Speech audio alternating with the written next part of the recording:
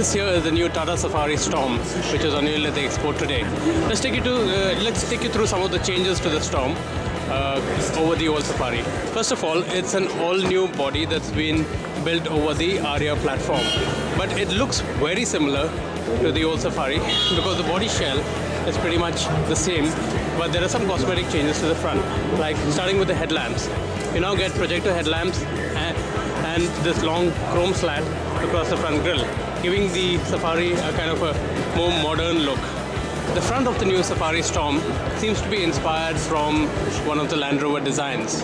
When you look at the Safari Storme in profile, you'll find that it's pretty much similar to the older Safari with the rising window line and the rear third window exactly the same as the older Safari. But what's really different is the rear. When you come to the rear of the Safari, you'll find one, of course, there are new tail lamps over here.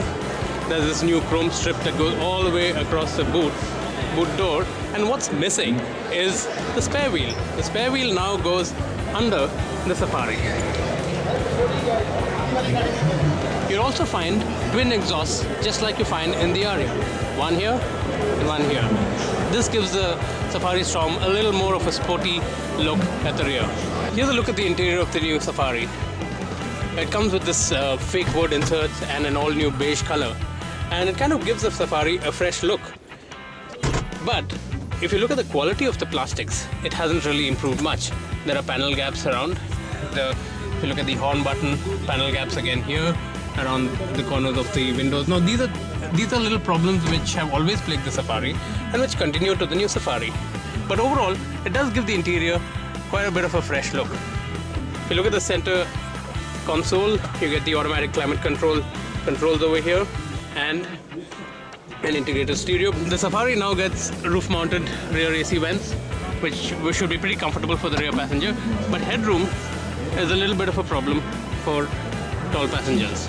Overall, the new Safari Storme is just old wine in a new bottle, so to speak. No prices have been announced yet for the new Safari Storme. It will be launched in the market a few months later, or maybe a month later. If you thought the normal Safari Storme was a bit plain looking, check this out. This is the Safari Storme Expedition Edition, which has a snorkel, overhead roof rack with tent, auxiliary lamps, a bull bar with fog lamps and a winch.